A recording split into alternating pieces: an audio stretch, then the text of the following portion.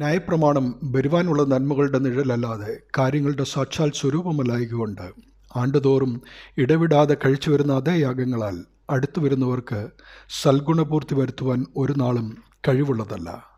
അല്ലെങ്കിൽ ആരാധനക്കാർക്ക് ഒരിക്കൽ ശുദ്ധി വന്നതിൻ്റെ ശേഷം പാപങ്ങളെക്കുറിച്ചുള്ള മനോബോധം പിന്നെ ഇല്ലായ്ക്കൊണ്ട് യാഗം കഴിക്കുന്നത് നിന്നുപോകയില്ലയോ?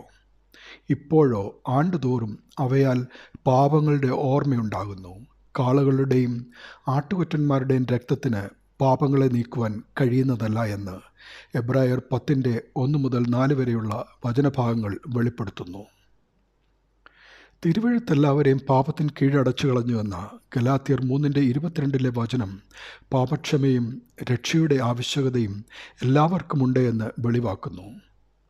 റോമർ, 1 കൊരിന്ത്യർ, എബ്രായ ലേഖനങ്ങളിലും ഇത് കാണുവാൻ സാധിക്കും. പാപമില്ലാത്തവനായി യേശുക്രിസ്തു എന്ന ഏകജാതൻ മാത്രമേ ഉള്ളൂ.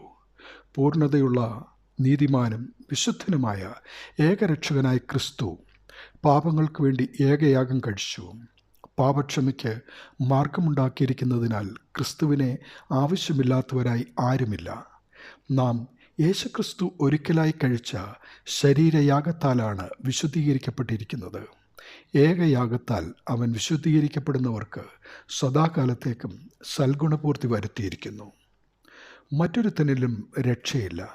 നാം രക്ഷിക്കപ്പെടുവാൻ ആകാശത്തിന് കീഴിൽ മനുഷ്യരുടെ ഇടയിൽ നൽകപ്പെട്ട വേറൊരു നാമവുമില്ല. അവനിൽ കൂടെ അല്ലാതെ ആരും പിതാവിൻ്റെ അടുക്കൽ എത്തുന്നുമില്ല എന്ന സത്യം നാം തിരിച്ചറിയുക. ദൈവനാമം മഹത്വപ്പെടട്ടെ. ആമേൻ.